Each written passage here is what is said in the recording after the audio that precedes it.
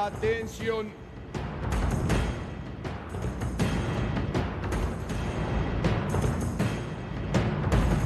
Came, cada día es un mes para nosotros.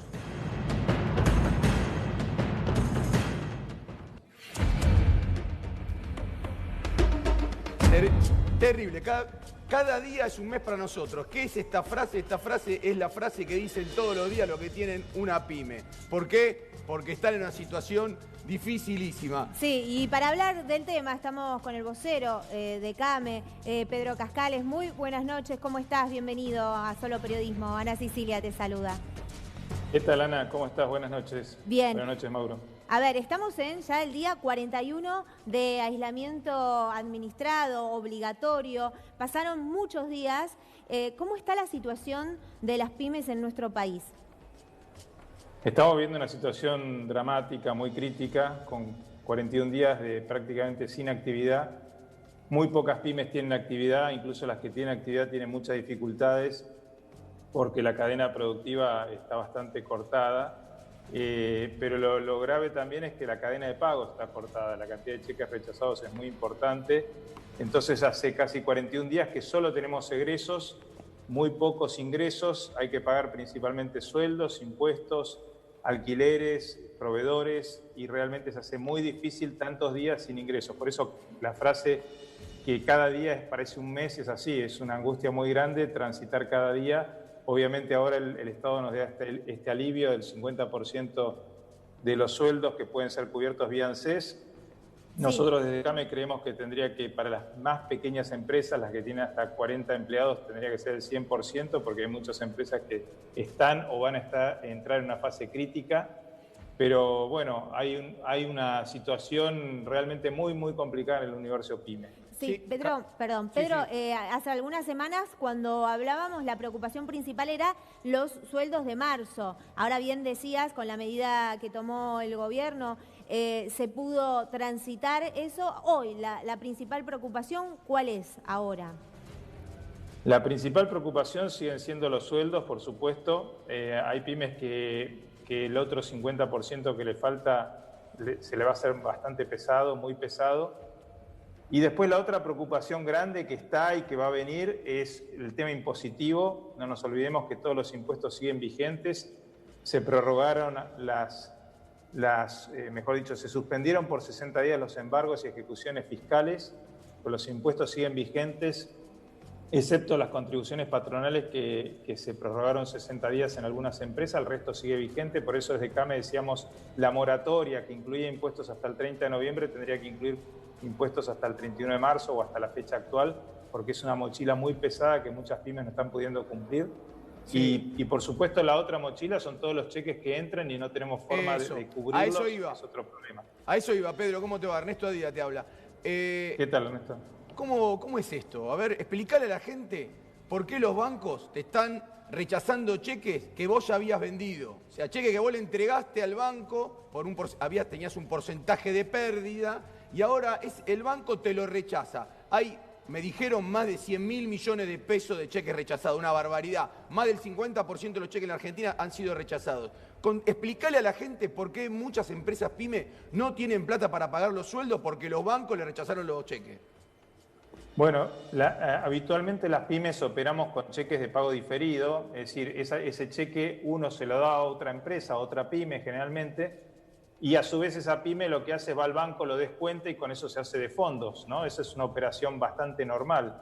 Lo que pasa es que en esta situación donde no hay dinero porque las pymes no tenemos actividad, esos cheques empiezan a no tener cobertura y el banco al cual uno descontó el cheque automáticamente te dice el cheque vino sin fondos, tenés que cubrirme la cuenta, es decir, tenés que depositar los fondos. A su vez hay otras pymes que también a veces reciben esos cheques, tampoco tienen fondos. Es decir, es toda una cadena que se cae porque al no haber actividad no hay cómo cubrir ese dinero.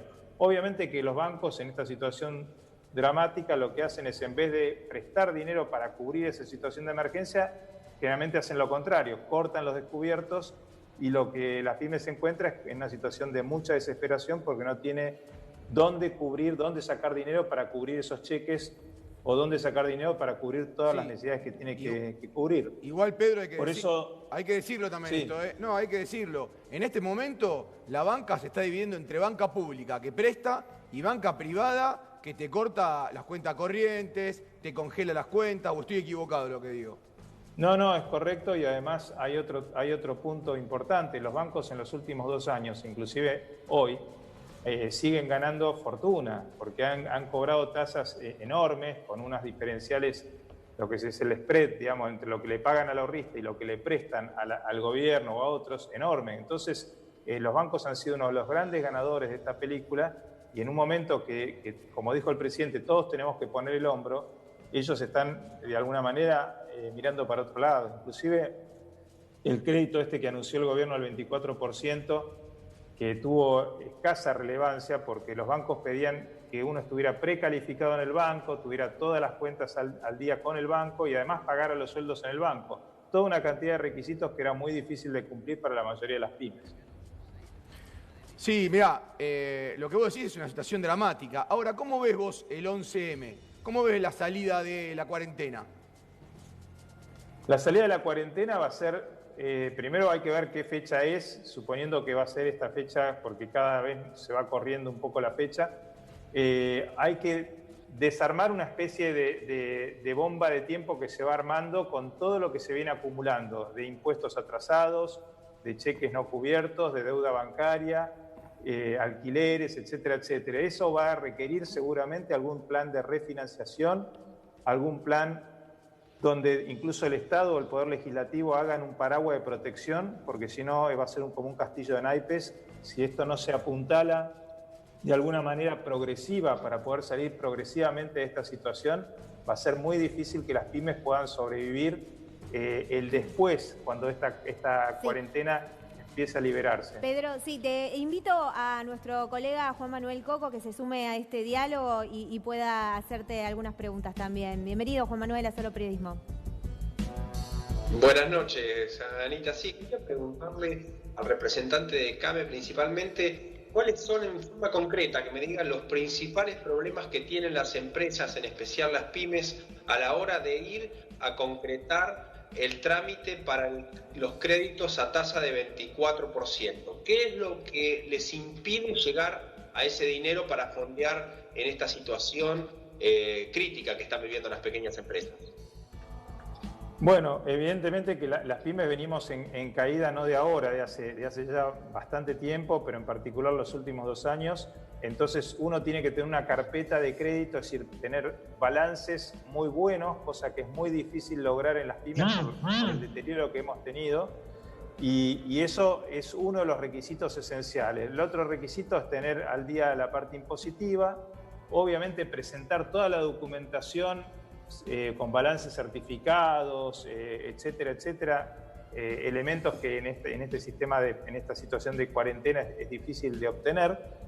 Y además piden que los sueldos de los empleados se paguen en esa sucursal del banco, con lo cual es un elemento adicional que muchas pymes tampoco reúnen. Entonces es una cantidad de parámetros que requieren los bancos, que además no tiene mucho sentido porque el gobierno está dando una garantía que se llama FOGAR, con lo cual no deberían pedirlo, pero lo piden. Entonces por eso es muy difícil acceder a este tipo de créditos. Pedro, decime. Y en otro sentido, Pedro, en el programa de los ATP, ¿no?, en el que el gobierno deposita los sueldos directamente, digamos, en la cuenta de las empresas o hace este trámite para facilitar el pago de los salarios. ¿Está fluyendo ese crédito? ¿Hay alguna instancia en el que esté trabado o empastado esa línea de crédito? Bueno, eso había una instancia de inscripción en la página de la AFIP donde las pymes tenían que inscribir una serie de datos. Básicamente, uno de los datos más importantes era la facturación entre el 12 de marzo y el 12 de abril del año 2019 versus la de este año. Detallar los empleados, la nómina de empleados, y el Estado en función, la ANSES, en función de ver la caída de la actividad, de la facturación, otorga este tipo de ayuda que va directamente al CBU, a la cuenta del empleado. Acá también hay un tema un poco gris, porque no está claro si la facturación es en términos reales o ya incluyendo la inflación, porque evidentemente hubo casi un 50% de inflación de un año a otro, Entonces habría que aclarar bien ese criterio, ¿no? Las pymes, una vez que se inscriben ahí, son notificadas directamente por la AFIP de si fueron aceptadas o no en este programa. El programa todavía no empezaron los desembolsos porque eso va seguramente ser del 1 al 5 de mayo, que es la fecha de liquidación de los sueldos de los empleados. Pero es un sistema mucho más ágil y mucho más directo que el otro que se instrumentó a través de los bancos y que el mismo gobierno reconoció que no tuvo el éxito que esperaba. Bien, Pedro, te agradecemos mucho esta comunicación y por clarificarnos un poco el escenario actual, a 41 días de cuarentena, cómo están las pymes en nuestro país. Muchas gracias. No, gracias a ustedes, que tengan buenas noches. Chao, buenas noches. Juan Manuel, te proponemos que te quedes en línea y ya